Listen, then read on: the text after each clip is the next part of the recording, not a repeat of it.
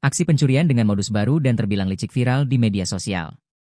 Kali ini, sasarannya adalah pedagang kecil, seorang penjual bakso keliling di kawasan Jakarta Barat.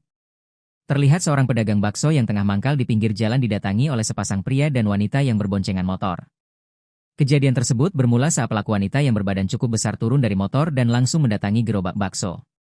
Ia terlihat sibuk berinteraksi dengan korban, memancing perhatian dengan berpura-pura hendak memborong seluruh dagangan untuk sebuah acara atau hajatan.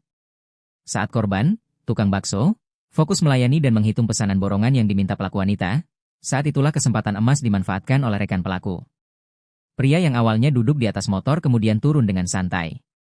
Dengan gerak cepat dan minim kecurigaan, ia langsung mengarah ke laci atau tempat penyimpanan uang korban di gerobak.